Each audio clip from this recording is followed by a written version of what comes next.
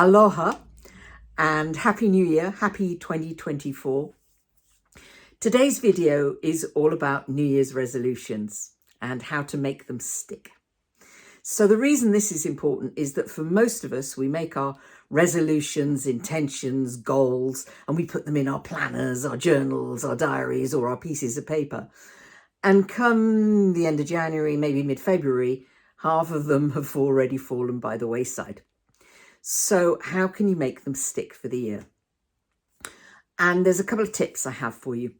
So the first tip is make sure that your resolutions or goals, whatever your word for that is, make sure that they are in line with your values.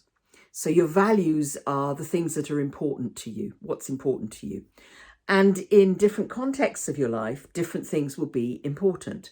So, for example, the joke I always make with my clients is, in the context of your relationship with your partner, sex might well be important. In the context of your business or career, unless it's a highly specialized business or career, then you probably wouldn't even think about having sex on the menu.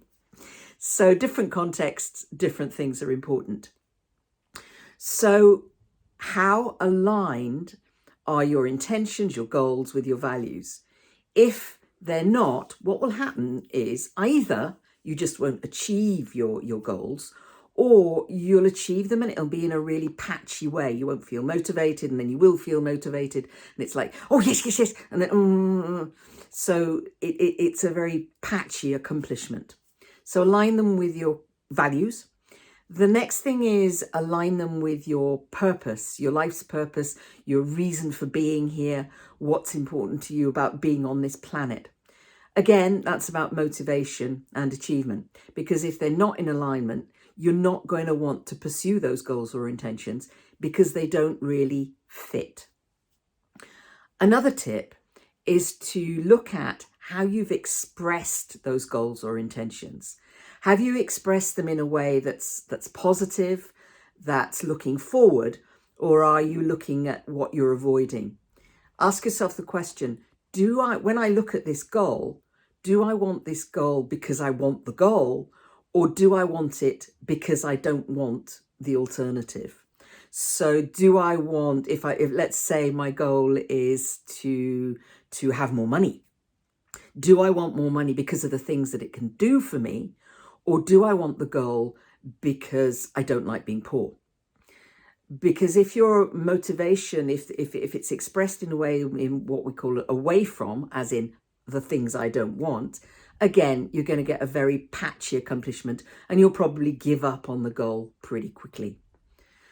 Another thing to look at is your needs, must do, must have.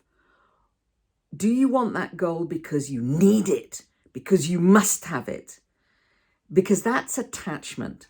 And when we focus on the need, I must have it, and this attachment, and I can't let go of it, then again, we're less likely to accomplish the goal, to realize the goal.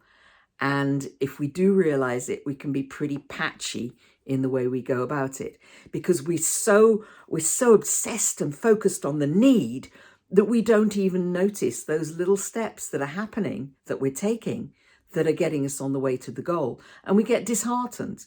Well, I need this and I need it now, and it's not happening now. Why is it not happening now? Let go of the attachment to the goal. Come from a place where actually it's okay if the goal doesn't happen exactly as I want it. If you get 80% of your goal, celebrate. If you get 90% of your goal, really celebrate.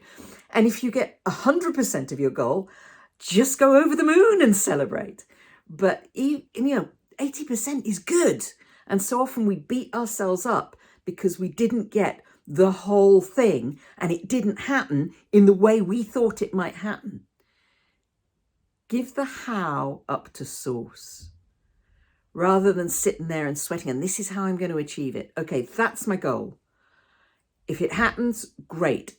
I will take the action I need to take, but I will let source guide me in determining what those actions should be, because who knows, if I do that, I might get something even better than the goal that I thought I wanted in the first place.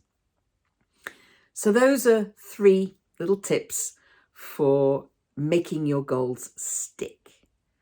You do have to take action, and sometimes the action is a conversation with somebody. Sometimes the action is changing your thinking.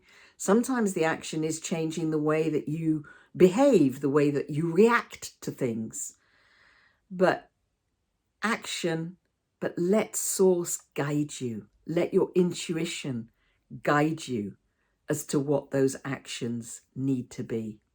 And like I say, if you get to 80%, celebrate. And if you get to 100%, double, treble celebrate. So, Happy New Year. I hope 24 will bring everything that you desire. I hope it will be happy, prosperous, peaceful, healthy. And I'll talk to you again very soon.